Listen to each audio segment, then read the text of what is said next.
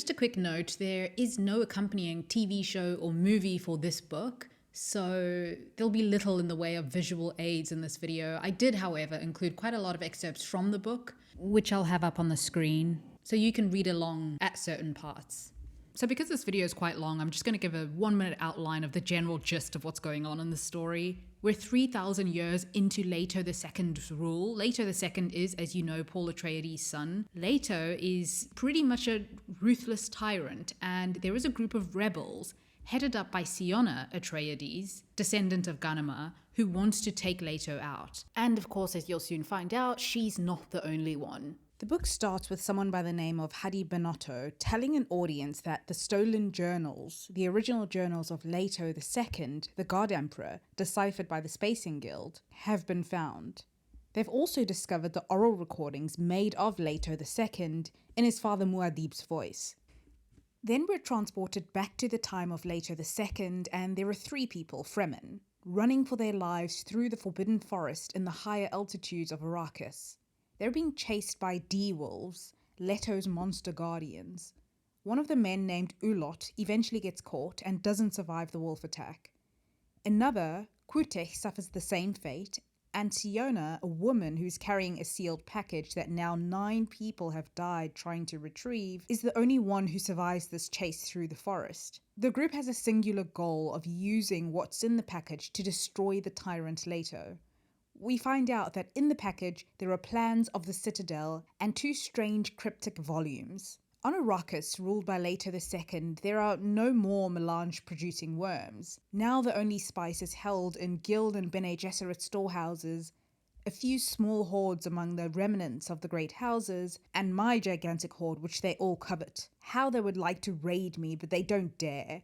They know I would destroy it all before surrendering it. Leto tells us that he starts writing his journals during the first year of his rule, in the first throes of my metamorphosis when I was still mostly human, even visibly so. The sand trout skin which I accepted, and my father refused, and which gave me greatly amplified strength plus virtual immunity from conventional attack and aging, that skin still covered a form still recognizably human. 2 legs, 2 arms, a human face framed in the scrolled folds of sand trout. Ah, that face. I still have it. The only human skin I exposed to the universe. All of the rest of my flesh has remained covered by the linked bodies of those tiny deep sand vectors which one day can become giant sandworms. I am what could be called a pre-worm. Leto's legs and feet have since pretty much atrophied, so he has flippers now. He weighs 5 tons and he moves about on a royal cart. Leto knows of Siona, of what happened in the Forbidden Forest, but he's also fascinated by her. Siona's father, by the way, is Leto's chief aide, Moneo. Because Duncan, Idaho came to mean so much to Leto, the Tleilaxu have been creating newer versions of him, new Golas every so often, to remain the commander of Leto's guard. Leto has a massive stockpile of melange, and because of this, he has an ally in the guild who are terrified of being cut off. Leto is also the last link to the sandworms. Duncan, Idaho comes in to discuss Siona, who got away with the package, and the 2 volumes that she stole, and it turns out that the 2 volumes that she stole were copies of Leto's journals. As Leto almost falls into a nap while being briefed by Duncan, he senses that Duncan has a lasgun pointed at his face. Leto rolls off his cart then and kills Duncan, but the last thing that Duncan says before he dies is Siona's name, which is curious to Leto. Leto does later tell Moneo that a guildsman had warned him about the lasgun, so he orders that that man be rewarded with some spice. Nyala, one of Leto's loyal spies, is kind of a double agent, as she's friendly with Siona but gives Leto intel on her. Siona continues actions which predict violent attack on your holy person. Siona remains unswerving in her avowed purpose. She told me today that she will give copies of the stolen books to groups whose loyalty to you cannot be trusted. I remain your loyal servant. Nyala meets with Siona later, and we see that Siona trusts her enough to show her what she found in the 2 volumes that she stole from Leto. A strand of hair and an entry written by Leto. A strand of Ganima's hair with a starflower blossom, which she once brought me. Siona also shows Nyala an entry that showed the words that Leto wrote when he was told of Ganima's death. She says that this proves to her that he's a sentimentalist, capable of love and therefore he has a weakness. While talking with Moneo, we get the revelation that Leto created Siona. She was previously referred to as Siona Atreides in the book, so we already know that there was a connection, but Leto says to her father Moneo, "Have I not created her, Moneo? Have I not controlled the conditions of her ancestry and upbringing?" We also witness the first waking moments of the latest Duncan Idaho, Gola. Remember, Leto had just killed the last Duncan. "I am a Gola." That had been a shock, but he had to believe it. To find himself living when he knew he had died, that was proof enough. The Tleilaxu had taken cells from his dead flesh, and they had grown a bud in one of their axotal tanks. That bud had become this body, in a process which made him feel at first an alien in his own flesh. And he had his memories. They had shocked the identity back into him. Golas were supposed to be incapable of recovering the original identity, but the Tleilaxu had done it. Duncan is shocked to realize that he has been existing in many forms for more than 3,500 years. He thinks of Ganima, who lived a relatively normal life and died, and Leto, who was somehow turning into a sandworm, who just lived on. Leto, by the way, also no longer permits the training of mentats. Siona is a part of the rebels who want to take down Leto, and Leto and her father know of her movements. They basically surveil her. So there's this meeting among the rebels, and Siona meets an Ixian ex-ambassador who was exiled from Arrakis in disgrace by the God Emperor Leto, because the weapon that Duncan Idaho had was traced back to him. The Ixians, by the way, mostly manufacture very advanced technology, such as the lasgun. He tells Siona that Leto also knew of an agreement between the Ixians and the Guild to try and create machines that would replace the navigators who are reliant on melange. Siona doesn't quite trust him, but she gives him copies of the volumes for some help deciphering them. She somehow manages to get more information out of him, and he tells her that Leto wants an extension of his cart, which means that his body is only going to grow longer. Once again, Moneo and Leto are discussing Siona. Moneo's trying his best to protect her, and he's pleading with Leto, saying that she's his only daughter. But Leto has other plans for Siona. He wants her to breed with Duncan Idaho, and he wants her to take the test of the Golden Path, which her father doesn't want. Siona must be awakened to her duties as an Atreides, Leto says. We have a Bene Gesserit sisterhood account of their history from the year 2116, where we learn that 9 historians disappeared into Leto's citadel. They were then rendered unconscious and burned on pyres of their own work. From eyewitnesses, Leto himself is said to have claimed that they were killed because they lied and created false accounts. And this was meant to be a warning to anyone who did the same. Bene Gesserit also remind us, let it be noted that our breeding program achieved Kwisatz Haderach 1 generation early. In becoming Muad'Dib, the leader of the Fremen, Paul Atreides escaped from our control. There is no doubt that he was the male with the powers of a reverent mother and other powers for which humankind is still paying a heavy price. The Bene Gesserit have also not been able to form an alliance with the Fish Speakers, Leto's female legions. The Bene Gesserit accuse him of creating a religion with them, the Fish Speakers, because they are his answer to the Bene Gesserit. But Leto argues that he is religion. One of the Reverend Mothers has this theory that Leto is building an empire towards an even greater dependence on melange. He might even go so far as to introducing a new disease which can only be suppressed by melange. This second part is speculation, but they warn that it shouldn't be disregarded. They note very few physical changes in Leto's body, and a rumored aversion to water, which hadn't been confirmed, although the use of water as a barrier against the original sandworms is well documented in our records, as is the water death by which the Fremen killed a small worm to produce the spice essence employed in their orgies. There is considerable evidence for the belief that the Lord Leto has increased his surveillance of the Ixians, possibly because of the Guild Ixian project. Certainly, success in that project would reduce his hold upon the Empire. Nyala, by the way, is a fish speaker. We learn that the fish speakers got their name because the first priestesses spoke to fish in their dreams and learned very valuable information that way. Nyala is very valuable to Leto. In many ways, she is the most useful assistant I've ever had. I am her god. She worships me quite unquestioningly. Even when I playfully attack her faith, she takes this merely as testing. She knows herself superior to any test. Nyala has a crysknife given to her by Leto, a real one reserved from Sietch Tabr that had once belonged to one of Stilgar's wives. Nyala is summoned by Leto to give intel on Siona about whether she's ready for the test. Nyala isn't sure. She's strong, she was the only one who survived the wolves, but perhaps the test is a risk. She tells Leto that Siona says that there is a horde of melange under the citadel, but that there is a rumor that the horde is fiercely guarded. Leto confirms this by saying that if there is any attempt to steal the melange, this would shatter the empire. Nothing would survive. Not Guild or Sisterhood, not X or the Tleilaxu, not even the fish speakers. After this talk with Nyala, Leto decides that Siona is ready. Duncan Idaho is getting used to being a new Gola, and he finds the fact that the fish speakers are women odd. Why would Leto want an all-woman army? Leto finally gets to meet his new Gola and answers some of Duncan's questions. Duncan is fiercely loyal to the Atreides, to Paul, and Leto uses Paul's voice and memories to sometimes talk to Duncan and to re-establish that connection. In fact, he also sometimes uses Jessica's voice. He's able to use all of his ancestors' voices, and he has all of their memories. Duncan is pretty uncomfortable with this at first. We climbed to Sietch Tabr for the first time together. You had my loyalty then, and I had yours. Nothing of that has really changed. Duncan replies, "That was your father.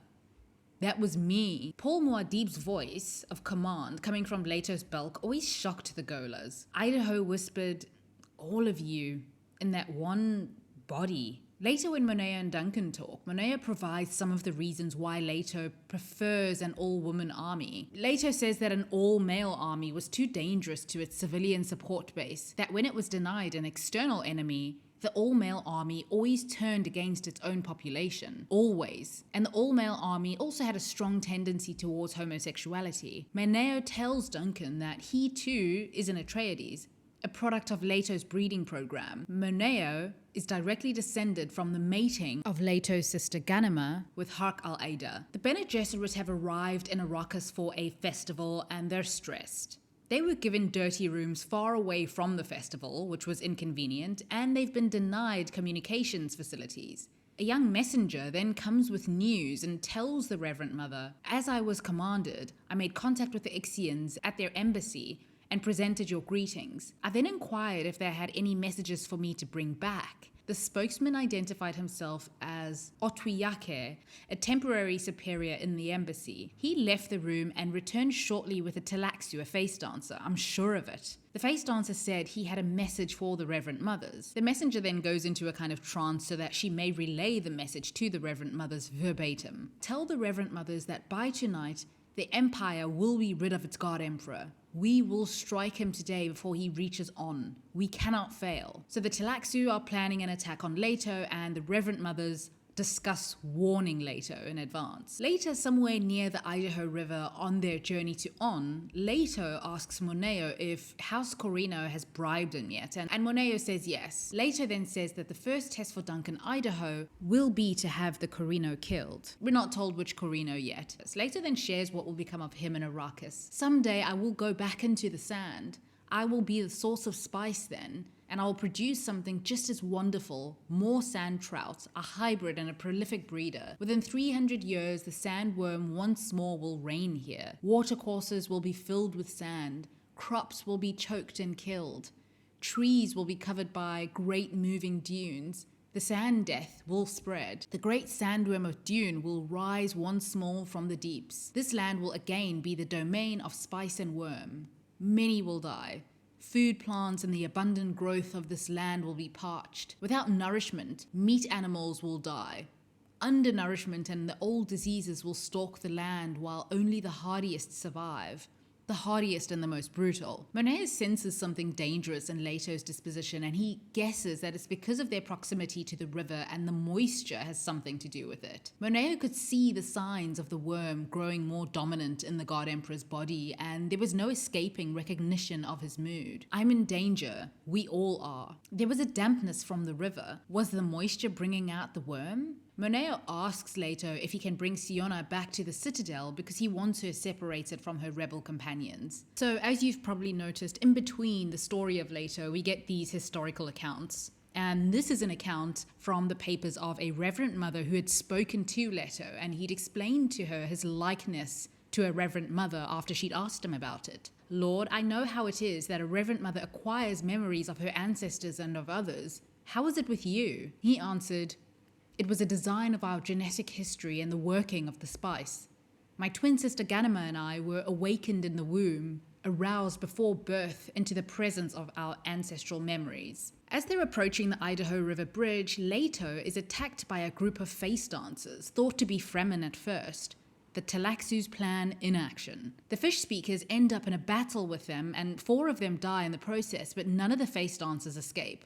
Leto also realizes that he needs to teach Moneo to detect face dancers. When they asked Leto why he didn't see this coming, since he is prescient after all, he says that the face dancers haven't attracted his attention for a long time. After their attack, Leto does get word that the Bene Gesserit had sent a warning, but the warning had come in too late because the captain of the fish speaker guard didn't believe those warnings. Leto doesn't want to publicize the attack, but orders the Tleilaxu ambassador to be publicly flogged and expelled, without any explanation. He feels this will instill fear as the rumors start to spread. Then Leto tells Moneo to pass a message along to his daughter Siona. Moneo doesn't quite understand it though. Tell her this, in a fragile way, she is like that force within me which acts without knowing.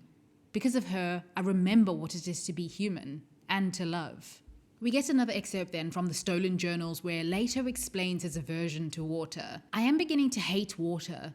The sand trout skin, which impels my metamorphosis, has learned the sensitivities of the worm. Moneo and many of my guards know my aversion. Only Moneo suspects the truth, that this marks an important waypoint. Now I must avoid water, because there are no other sand trout. Only the half-dormant creatures of my skin. Without sand trout to bring this world back to desert, Shai-Hulud will not emerge. The sandworm cannot evolve until the land is parched. I am their only hope. There is a moment in this chapter between Leto and Duncan where Duncan remembers that Leto had said that he no longer consumed spice. His body supplied what spice his addiction needed. So they're all in the festival city and on, and the fish speakers are chanting Sihanouk. Leto tells Moneo that he gave the fish speakers only one ritual called Sihanouk, the festival of Leto. It is the adoration of my person and my presence. Sihanouk means giving honor to one who speaks with sincerity. It signifies the remembrance of things which are spoken with sincerity. So basically this is a festival celebrating the god emperor Leto. Leto meets with the new Ixian ambassador, a young woman named Hui Nori. She seems to have been sent on this assignment to charm Leto and find out his weaknesses. She tells him a bit of her background. Born on X, she never knew her parents. My teachers were specialists. Even some Bene Gesserit were brought in to train me in emotional control and observation. Leto tells her, I'm aware of how they use you, Hui. For this reason, you may tell your masters also that you are to be the permanent ambassador to my court. I will not welcome another Ixian. Then there is something of a tender moment between them where Hui cries out for Leto's lost humanity, and he tells her that by just existing, she hurts him. She left quietly, but Leto could see that Hui too was tortured. There was no mistaking the deep sadness in her for the humanity that Leto had sacrificed. She knew what Leto knew. They would have been friends, lovers, companions, and an ultimate sharing between the sexes. He then thinks of the Ixians and how to him they're not only technological innovators, but criminals of science in his empire, even though he himself benefits greatly from their inventions. He's annoyed that they hide secret labs and factories beyond the empire's rim, and he thinks that if this new Ixian machine works, the guild would have lost its monopoly on space travel. The fish speakers bring in the Tleilaxu ambassador, Duro Nunepi, and Leto accuses him of blasphemy, of spreading rumors about his disgusting habits, and he assures Nunepi that he has no sexual habits. None whatsoever. Leto mentions nothing of the recent face dancer attack. He orders the ambassador to be stripped and flogged in the plaza, but after seeing Nyala administer the punishment and the reaction, he softens. Leto felt remote sadness. Nyala was too ardent. She will kill him, and this will cause problems. He then sends a message for the flogging to be reduced from 50 lashes to 20, and have it announced that the magnanimity of the God Emperor has reduced the punishment. Moneo later tells Leto that Duncan had met with Hui and found her attractive. Also asked about her, but Leto immediately shuts it down. This must be prevented, Moneo.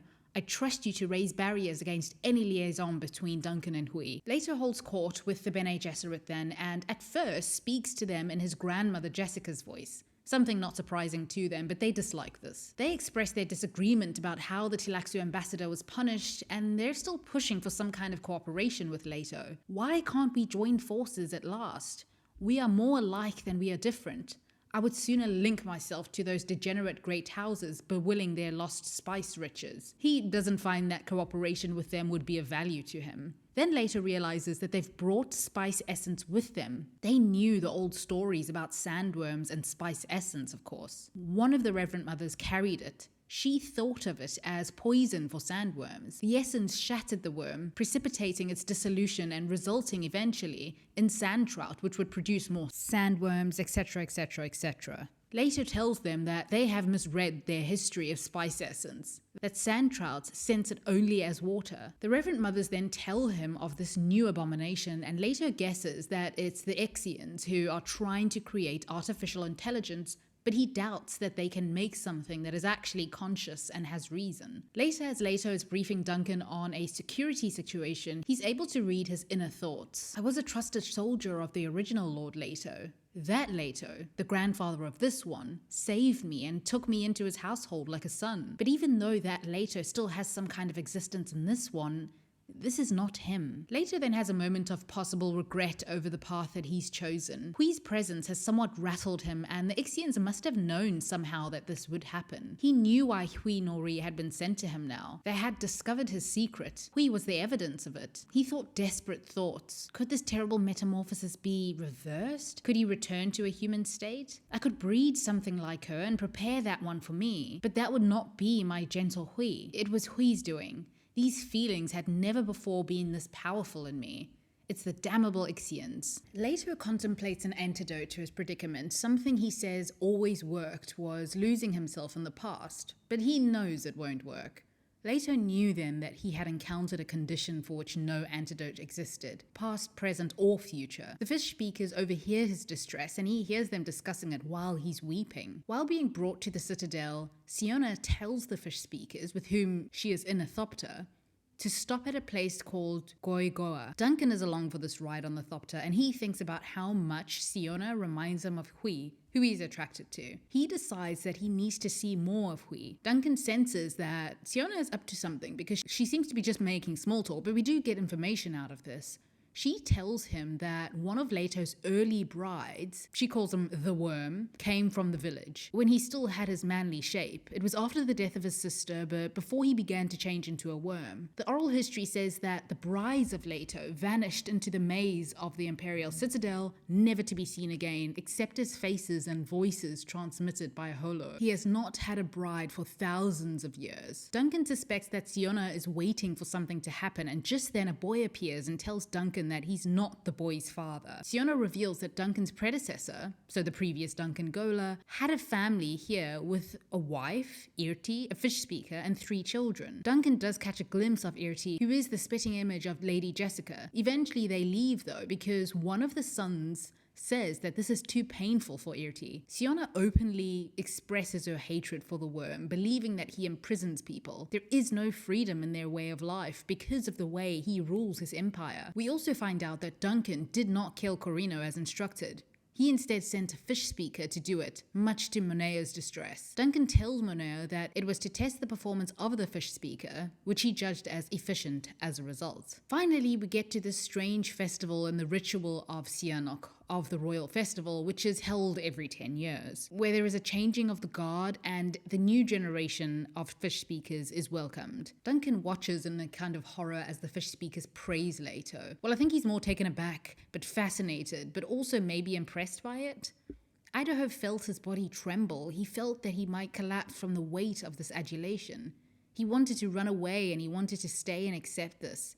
There was power in this room, power. Leto eventually summons Hui to him, and as she's walking over to him, she thinks the God Emperor filled her with sadness. She could sense the man in him, the man who might have been. Why had such a man chosen this course for his life? Did anyone know? Did Moneo know? Her thoughts gravitated to Idaho. Such a physically attractive man, so intense. She could feel herself drawn to him. If only Leto had the body and appearance of Idaho. Leto and we talk again, and we get a small bit of information on how he became a deity. When it came time to consecrate my sister's water, I performed a miracle.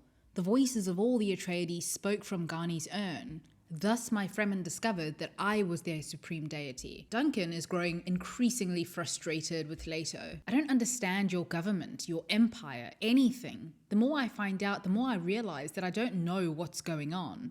The fish speakers are all over him, and Leto tells Duncan that he's binding them to their commander, but Duncan tells Leto that he doesn't want to be his stud. He also doesn't seem to think that Leto is Atreides anymore, or at least Leto's ways of ruling are so far removed from the Atreides. Moneo tells Leto of something that happened 26 years ago, that the Tleilaxu gave the Ixians the tech to produce a cellular restructuring, that even though the Tleilaxu weren't allowed to observe, after the procedure, Mulkey walked out with an infant. If you remember, Mulkey is Hui's uncle, and Hui was this creation that Moneo is talking about all those years ago. Moneo says there's no way to be absolutely sure, but there is a deep purpose built into the new Ixian ambassador. Of course, Moneo wants Hui sent back immediately, but Leto isn't having it. In the next chapter, Leto asks Hui to marry him, and she says yes. We get an account from the Reverend Mother Anteak, who says that she had the strangest visit from Hui, who had told her that she will wed Leto. She asks the Reverend Mother to keep this a secret for now, and she tells her that she's aware that she was sent as ambassador to beguile Leto, which seems to have worked.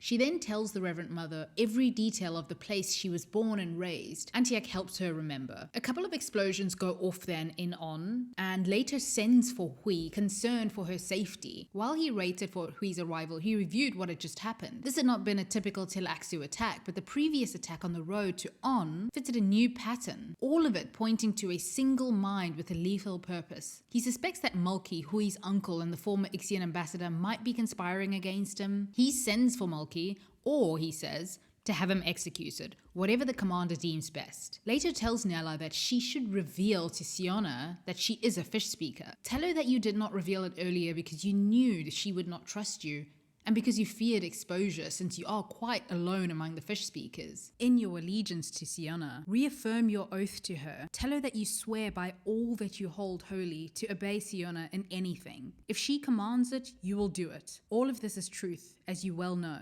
If possible, provide opportunities for Siona and Duncan, Idaho to be alone together. Hui is lightly injured, having been taken care of by the fish speakers. Leto suggests that the attack might have been because of them, their unholy union, and he gives her a chance to back out, to reconsider. He also professes his love for her. Hui decides that she's going to stay with Leto and that they will be wed, and this starts spreading like wildfire. It's been centuries since he took a bride, more than 1,000 years. Moneo is furious about this development and he wants to know why. He needs an explanation for Leto's sudden desire to be married. Suspicious that Hui had performed some kind of witchery, Leto tells him that it's because of his emotions. They have come over me just when I thought them gone forever. How sweet these last few sips of humanity are, Moneo. Hui reassures me merely by her presence. For the first time in centuries, I'm not lonely unless she is away from my side. If I had no other proof of the emotion, this would serve. Duncan is also disturbed by the news of Leto's impending nuptials to Hui. The stories he had heard, none were believable. Hui wedded to this gross... It was not possible. Not the lovely Hui. The Hui of gentle delicacy. He is playing some terrible game, testing us. There was no honest reality in these times, no peace except in the presence of Hui. All else was insanity. Duncan tries then to retrieve some of the previous Duncan Gola experiences, and he tries to break the mental barrier so that he can get to them. It makes him quite dizzy though, as though he's about to faint. He then has very harsh words for Leto, telling him that he doesn't belong there, and all Leto seems to want from him is his sperm. The fish speakers don't let him fight, but he won't leave behind orphans and a widow when Leto is done with him. He says to Leto, "You've committed a crime against us, Leto. Against all of us. The Golas you resurrect without ever asking us if it's what we want. There's a time, Leto. A time when you're alive. A time when you're supposed to be alive. It can have a magic, that time, while you're living it. You know you're never going to see a time like that again. Then, One day you wake up and you remember dying, and you remember the Axatal tank and the Tleilaxu nastiness which awakened you, and it's supposed to start all over again, but it doesn't. It never does, Leto. That's a crime. He asks Leto if Hui loves him, and Leto says she feels a compelling compassion, a need to share with me, to give whatever she can give. It's her nature. There are strong elements to a marriage other than sex. Will we have children of our flesh? No, but the effects of this union will be profound. Duncan still wants no part of it, and he asks whether there is any way he can go, where he can be done with this all. He suspects that there is a place, but Leto is hiding it. Leto does not want to let Duncan go, at least not on Duncan's terms. After this conversation, Leto is concerned, and he tells Moneo that Duncan is disobeying him. He asks about a Tleilaxu replacement, but that would take a year. Moneo tells Leto that even though he has ordered Duncan to stay away from her, it's Hui who is initiating the meetings with Duncan. Duncan and Hui finally meet after some harsh words are exchanged between him and Moneo. While Duncan is careful at first, Hui is more open about her feelings. I want to hurl myself into your arms to find the love and shelter I know is there. You want it too. They eventually sleep together, realizing this is a dead end, but Hui says that she will tell Leto about this encounter, that he will somehow know it anyway, and that he will understand that she has human needs. Moneo, meanwhile, gets Siona ready for her test, dressing her in an authentic Fremen stillsuit with a dark robe over it. The worm will come. This is all I can tell you. You must find a way to live in the presence of the worm. Eventually, she and Leto go out into the desert. He carries Siona on her back through a lot of the trek through the desert. The point of her exercise in the beginning is to learn about her Fremen past. Meanwhile, things are still tense between Moneo and Duncan even almost stabs Moneo before he realizes or remembers that Moneo is an Atreides. Siona and Leto are in the desert, and she learns more about him and her Fremen history. At one point, she is so dehydrated though and on the edge of death, but it's days before they will reach a water source. Her stillsuit is dry. Leto tells her that he wants her to command the fish speakers. You are an Atreides woman, resourceful and capable of independent thought. You were bred and trained for command. He also lets her drink from him. These little flaps beside my face, tease one of them gently with a finger and it'll give up drops of moisture heavily laced with spice essence. Siona's desperate, but she's still hesitant. So to ease her through the crisis, he told her about Fremen children polling for sand trout at an oasis edge, teasing the moisture out of them for quick vitalization. He turned his face to its limit and looked sideways at her face so close to his. Pale blue drops began to form at the flap's edge. Rich cinnamon smells enveloped them. She leaned towards the drops. He saw the pores beside her nose, the way her tongue moved as she drank. He tells her later that this moisture doesn't hurt him because it's buffered and masked by the spice. Moneo tells Idaho that the Lord has spoken and that he, Idaho, and Hui may not see each other again. He later gets word from Nyala that Siona survived the test and that she and Leto have returned to the Citadel. Preparations are also underway for the big wedding between Leto and Hui. Moneo tells Duncan and Siona later that during the festivities he wants them out of the way. He suggests they go to Tuono, a small village of Musean Fremen at the edge of the Syria. They both realize that they have little choice in the matter. Siona says that either we accept or the troopers will bind us and carry us out in the most uncomfortable fashion. You have the choice anyone has. Die now or later. Leto is surprised and amused by Moneo taking it upon himself to send Siona and Duncan away. They discuss the unrest among the fish speakers who are disturbed by the wedding between Hui and Leto. The fish speakers are disturbed because I called them my brides, and now they see a stranger not trained in Sihanouk who knows it better than they. That's when he decides that he'd rather be married in Tuono village. Duncan and Siona, meanwhile, accompanied by Nyala, are in Tuono village, and a kind of chaperone from the village, a Fremen named Garun. Nyala tells Siona and Duncan that they are to share the same sleeping quarters. These are the wishes of Leto. At the Citadel, Leto is worried about the wedding delays. Of course, they're his fault though, because he was the one who changed his mind about the location, and Moneo needs to make time for the new preparations. He then has the fish speakers bring Melki to him, Hui's uncle. Melki has a secret, some information that Leto is after. He tells Moneo that Melki had vanished from him because of some advanced invention that the Ixians have made, or at least they've improved on a device that they already had. Leto asks Melki about his niece Hui and the circumstances around her birth or creation. I wanted to hear it from you. Did you get help from the Tleilaxu? Melki answers, they gave us knowledge, nothing more. Everything else we did for ourselves. Just a few tiny cells from my body, then carefully nurtured growth and education. Everything an exact opposite to your old friend Mulkey. We did it all in the no room where you cannot see. Leto then orders Moneo to eliminate Mulkey. So Mulkey's murdered, and Leto thinks about how his body will have to be buried in the sand. In Tuono, Siona and Duncan get word that the God Emperor's wedding will be held there. Duncan struggles not to think about Hui and he feels a rage about it still. Then he sees Siona reading and she tells him about how her companions had stolen the Citadel charts and copies of Leto's journals. She tells him that the worm has to go. But the only person around them with any kind of real weapon is Nyala, who has a lasgun. They consider asking her to use her lasgun to shoot Leto's cart. Nyala obeys Siona's command to shoot at the bridge when Leto arrives on the royal cart. This results in the death of Hui first. Leto felt himself sliding from the cart. His awareness held only the image of Hui striking the river, the distant pearly fountain which marked her plunge into the myths and dreams of termination. Her last words, calm and steady, rolled through all of his memories. I shall go on ahead, my love.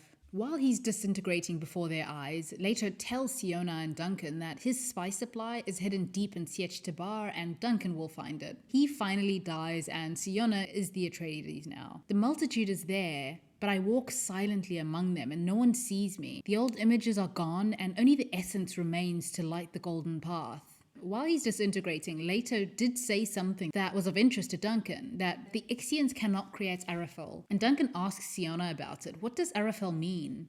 She answers, that's the cloud darkness of holy judgment. It's from an old story. You'll find it in all my journals. And that is the last scene in the book God Emperor of Dune. Thank you for watching.